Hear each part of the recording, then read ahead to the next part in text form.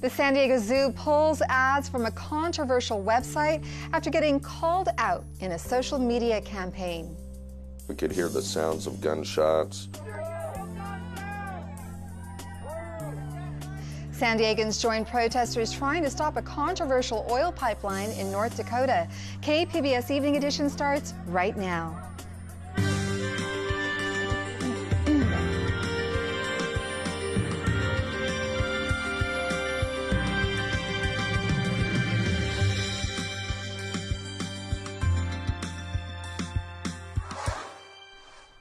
Good evening. Thanks for joining us. I'm Amitha Sharma. San Diego's newest city council members won't be sworn in until December 12th, but they're already calling on their future colleagues to oppose the policies of President-elect Donald Trump. Today, Georgette Gomez and Chris Ward issued a joint statement asking for additions to a platform the council is expected to adopt on Monday. They want to oppose some of Trump's campaign proposals, including federal funding cuts to sanctuary cities, the creation of a registry based on religion, ethnicity, or country of origin, putting a wall at the border with Mexico, and reversing DACA, a permit program for people brought to the U.S. illegally when they were children. The statement says Trump's campaign directly threatened the LGBT and immigrant communities, as well as people of diverse faiths. Chris Ward will represent the 3rd Council District, including Hillcrest, the heart of San Diego's LGBT community. Gomez will represent the 9th District, including City Heights, with its diverse immigrant population. Today, the president-elect filled 2 more positions on his cabinet, choosing former Goldman Sachs executive Steve Mnuchin as Treasury Secretary and financier Wilbur Ross to lead the Commerce Department. Trump also announced that he would separate from his business empire to focus on running the country, but he did not give any details. Trump is also claiming victory in a decision by Carrier to keep hundreds of jobs in the U.S. instead of sending them to Mexico. The air conditioner company was set to move 1,400 jobs from Indiana to Nuevo Leon, which borders Texas. The White House gave Trump qualified praise for the news. I know that the president-elect has indicated that he deserves credit for that announcement. And I guess what I would observe is that if he is successful in doing that 804 more times, then he will meet the record of manufacturing jobs that were created in the United States while President Obama was in office. The White House says 85,000 manufacturing jobs were created during the Obama years. There's no official word yet on how many Carrier jobs are being saved. The San Diego Zoo is pulling its advertising from an alt-right website formerly run by Trump strategist Steve Bannon. The move comes in response to a social media effort to call out companies advertising on Breitbart.com. The alt-right or alternative right is often associated with white nationalism, racism, anti-Semitism, and Islamophobia. So how did the Zoo and companies like Kellogg come to advertise on Breitbart.com in the first place? San Diego State University marketing professor Miro Kopik explains most companies either advertise directly or indirectly using a media buying firm. Media buying firms kind of have 2 ways that they place ads. One is through affiliate networks, and Breitbart is probably a part of an affiliate network, or through programmatic buying, which is almost it's computerized buying, and they find media that matches the target audience of the company. And so those are the 2 ways. And so most likely the Zoo and Kellogg found it through the indirect way, working with media buying firms. Kopik says companies can try to avoid advertising on sites like Breitbart that may not match their message by requiring the media buying firms to be more diligent in the auditing process.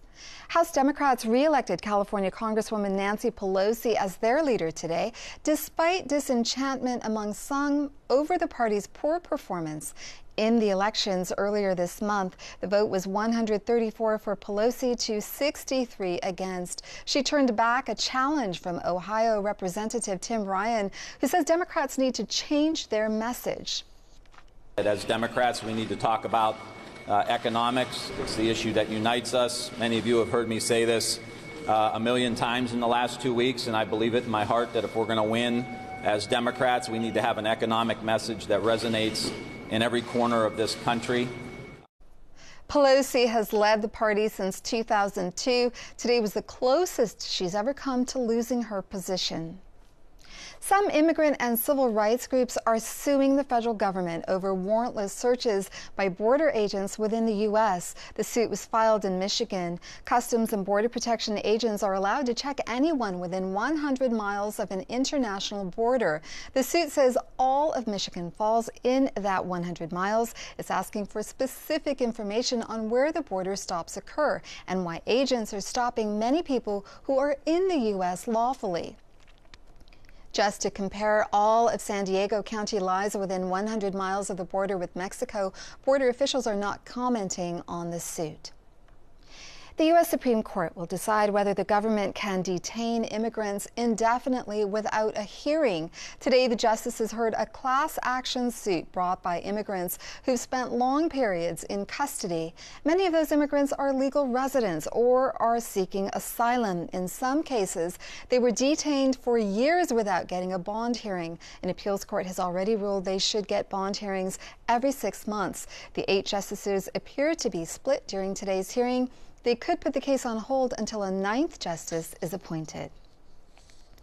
Estamos contigo translates to "We are with you." It's the name of a new hotline launched by the Mexican consulates. The idea is to answer questions of immigrants to help ease the growing anxiety since the election of Donald Trump. Today, Ebony Monet spoke to the Consul General for the Mexican Consulate in San Diego about their concerns. Welcome. Thank you. Can you tell me, what is Estamos Contigo?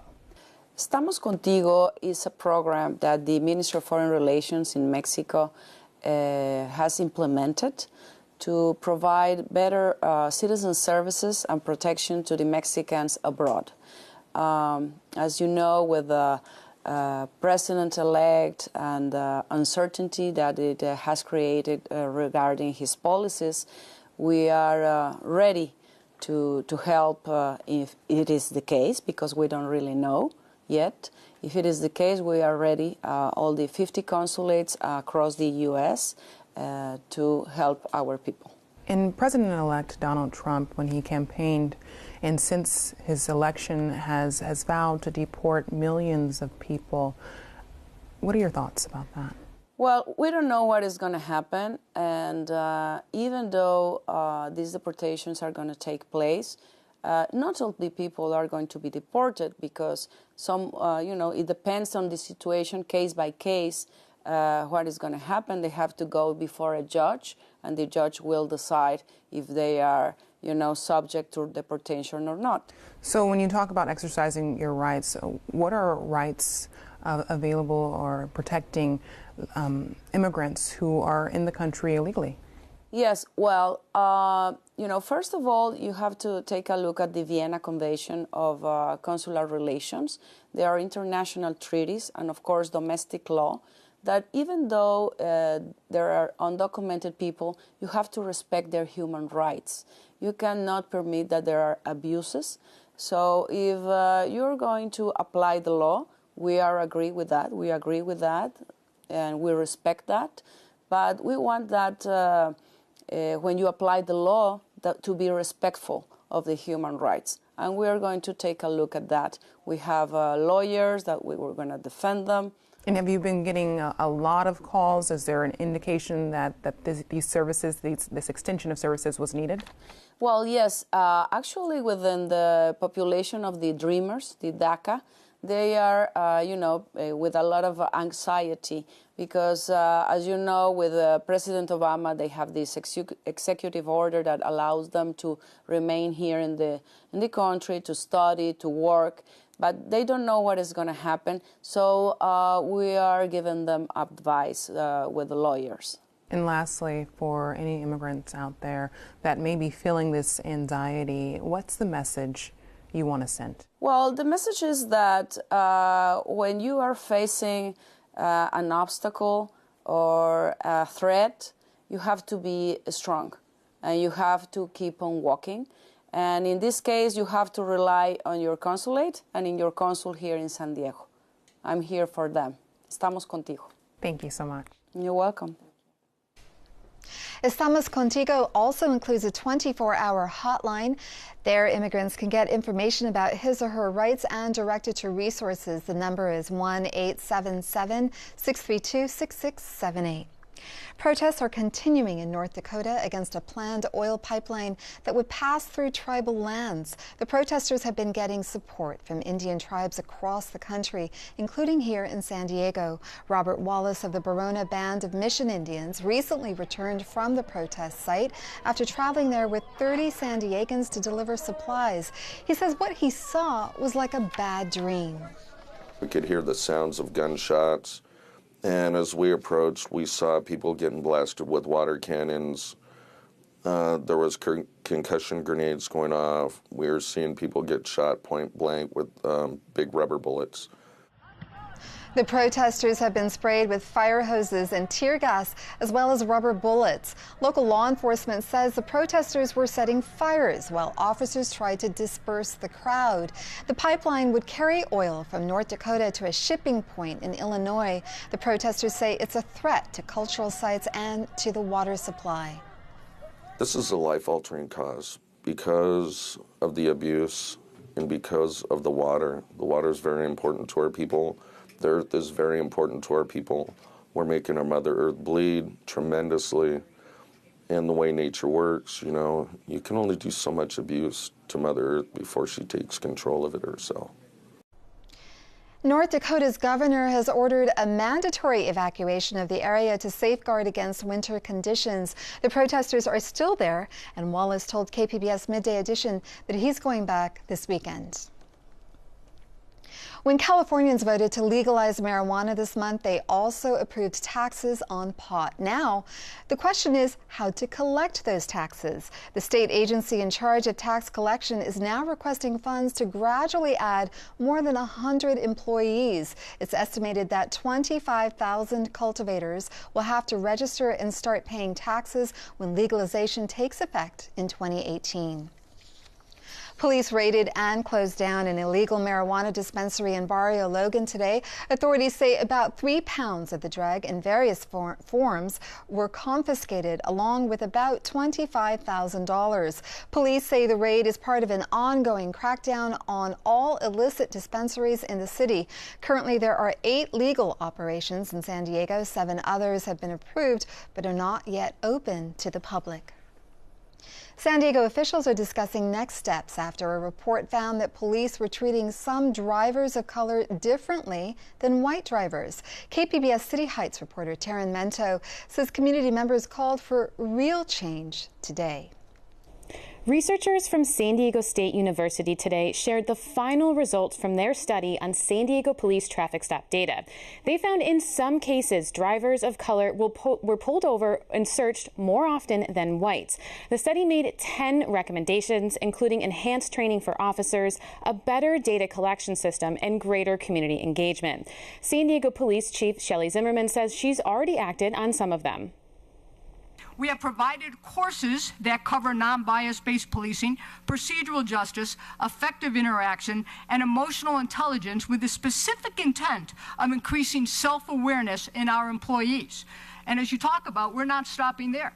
Our new upcoming training will continue to build upon these topics and increase our community interaction. And we are confident by working together, we will foster the highest level of public trust and set the national model for community police relations.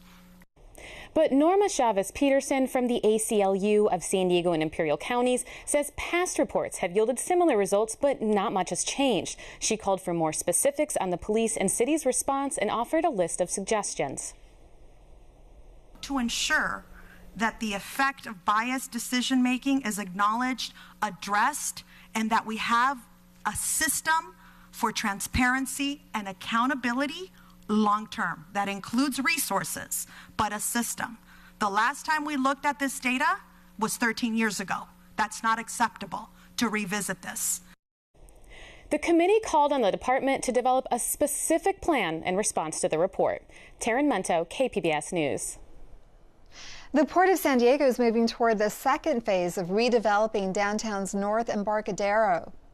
Reporter Brad Racino with KPBS media partner iNewsSource joins us now to talk about the project. Brad, first, where is the North Embarcadero? That's the strip of land overseen by the port that sits between the airport and the USS Midway. It's about a mile long, and it's a pretty popular tourist destination with the Star of India, the cruise ship terminals, the county administration building, and several hotels. Now, in your story, you said the port wants to increase parking rates at Navy Pier. What's that have to do with redevelopment? It's a little complicated, but I'll try to summarize here. Back in 2011, the port got approval from the state's Coastal Commission to redevelop part of the North Embarcadero as long as it committed to doing several other things, like put in a new waterfront park, get cars off of Navy Pier, improve traffic, and figure out what to do with the Grape Street piers. Well, the port never really got around to doing any of that. So now the port needs the commission to approve a parking rate hike at Navy Pier, but knows those old requirements are still outstanding. So the port is accelerating work on 15 things along the North Embarcadero, including those things I just mentioned, in order to get approval. So the port is raising parking rates on Navy Pier, but it's also required to get cars off the pier. How does that work? Right, it sounds a little strange. Basically, the port is proposing a short-term 4-year plan to do several things at Navy Pier all at once. The first thing they'll do is demolish a large building at the foot of the pier and replace it with parking spots. They'll also be putting in some public amenities like a small park and viewing area on the west end. And during that time, the port plans to work with the USS Midway to study a long-term plan to get all or some of the parking off the pier. Here's the port's CEO, Randa Coniglio, to explain. It'll be incrementally improved for public use and give us some time to figure out really the long-term best use for the pier together with the whole North Embarcadero. So we're not just looking at the pier in isolation. And what's the timeline for all of these things? Coniglio told me to expect a full environmental impact report detailing the plans and findings sometime next year. iNewsSource reporter Brad Racino, thanks so much. Thank you. Several North County cities are moving forward with plans to sidestep SDG&E for their energy. KPBS reporter Claire Trageser says the cities want more control over where their energy comes from.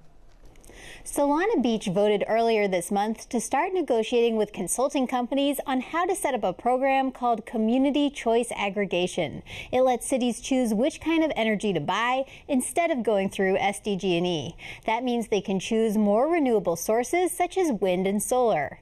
Encinitas and Oceanside are preparing to study whether community choice would be feasible and cost-effective for them too.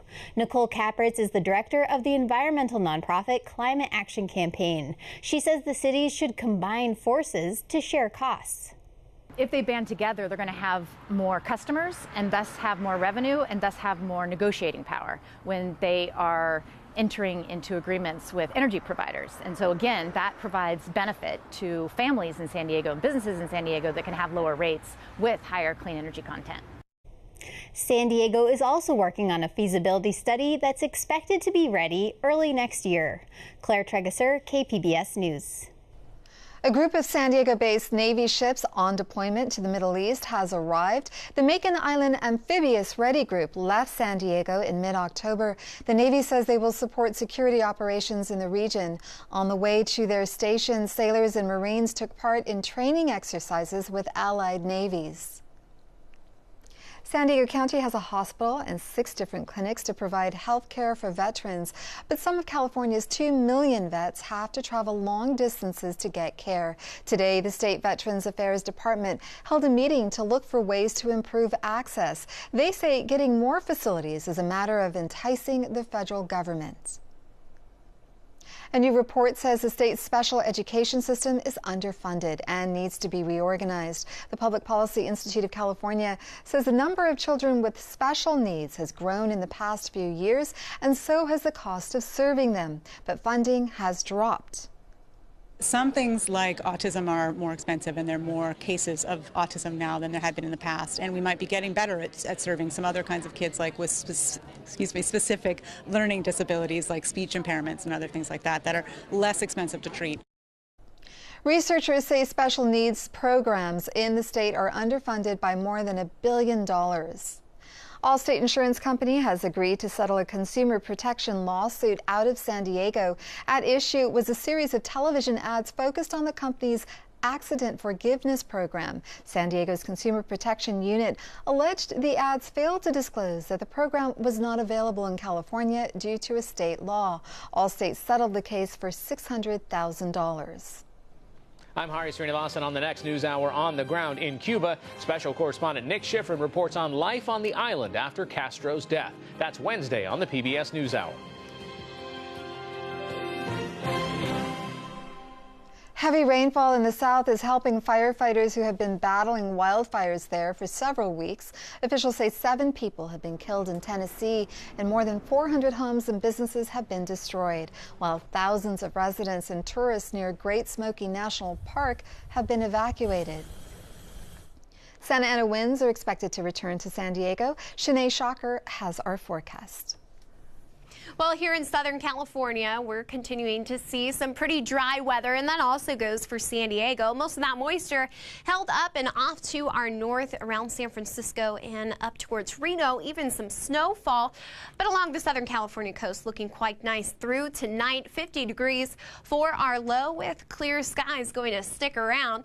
As we take a look at the rest of the county, 38 degrees out towards Oceanside, beginning to cool off, as well as in towards the mountains near Ramona and Alpine. 32 degrees for Ramona, and we're below freezing out towards Mount Laguna at 29 degrees. Even Borrego Springs beginning to cool off, 36 degrees for our low. Now, as we head into our Thursday, it's going to have a big drop in the jet stream. That's keeping things nice and cool for Thursday, but come Thursday night in through Saturday, things are kind of going to shift around. We have some Santa Ana breezes coming our way. That's going to warm things up, which is pretty rare for this time of the year. And as we head towards this weekend, that's where you're going to see that as we have that big ridge of high pressure. So those Santa Ana winds we're looking forward to until about Saturday afternoon into Saturday evening. Here's a look at your 5-day outlook. So we have a slow warm up into Friday, 70 degrees for our high on Friday. Lots of sunshine around the coast. Come Saturday, those winds, they will flip back around 68 degrees and we'll be on our way back into the low 60s come Monday. And as we head into inland, we're going to see that warm up also here with those breezes. Friday and Saturday sitting in the low 70s. Our overnight lows not too bad, but definitely cool enough to be putting on those jackets as well. Lots of sunshine to go around. Stick with us through the weekend. So very good weekend ahead to make some outdoor plans. In the mountains, we do see kind of a flip-flop. We have our coolest day on our Friday, 39 degrees, and it's going to be windy as well with that offshore flow. We'll keep those breezes in through our Saturday as well, and we'll slowly begin to warm back up into the 50s for Sunday, back into the upper 40s come Monday. And last but not least, the deserts out here. Couple of breezes through Friday and Saturday, but we're pretty steadily staying in the mid to upper 60s until we hit the end of our weekend. On Sunday, we'll be seeing temperatures in the mid 70s. For KPBS News, I'm Shanae Shocker. A Penn State student famous for her whimsical photos of campus squirrels is nearing graduation. AP reporter Michael Rubenkamp says 4 years after she became an internet sensation, senior Mary Krupa is still placing tiny hats on rodents. You don't see this at every university. Penn State students know her as the Squirrel Whisperer, or even Squirrel Girl, which suits Mary Krupa just fine. Because everybody loves squirrels. The Penn State senior is skilled at putting tiny hats on the ubiquitous rodents that live on campus and coaxing them to hold miniature props. It's nice to make something and see that people like it, but I didn't think it would last this long or become this popular. Come here, buddy. Krupa's been interacting with the wild gray squirrel since her first week on campus. At the time, Penn State was reeling from the Jerry Sandusky sexual abuse scandal. Everyone was just really down in the dumps, and I figured that Penn State needed something good to, take their mind off things, cheer up. And so I started posting these pictures on Facebook, and Sneezy kind of became a little unofficial mascot. Sneezy the Penn State squirrel was an overnight sensation, a squirrel supermodel attracting worldwide attention. Check out Sneezy pushing a tiny shopping cart, Sneezy holding a jack-o'-lantern, Sneezy drinking tea and rooting for the home team. As Sneezy's fame grew, so did Krupa's. I honestly knew who she was before I even got to Penn State because my older sisters went here and they told me about her. So my mom knows who she is, I think everybody does. She's an unlikely celebrity. Diagnosed with Asperger's syndrome, a mild form of autism, Krupa was a loner in high school. There's one. She says the squirrels have helped her come out of her shell. The squirrel's actually a good way to break the ice, because I'll be like sitting here patting a squirrel and other people will come over and we'll just start like feeding the squirrels together and chatting about them. Krupa has been bitten twice, and experts don't recommend touching wild animals. She plans to stay in the area after graduating next month, ready to welcome the next class of Penn State squirrels. Michael Rubenkamp, Associated Press, State College, Pennsylvania. Here's a look at what we're working on for tomorrow in the KPBS newsroom. On Morning Edition, people have been marking World AIDS Day since 1988. We look at what San Diego officials say is necessary to finally end the HIV epidemic. And on Midday Edition, a retired Marine Major General talks about his work with the Trump transition team on staffing the new Pentagon. That's tomorrow on KPBS Radio. You can find tonight's stories on our website, kpbs.org/evening edition. Thank you for joining us and have a great evening.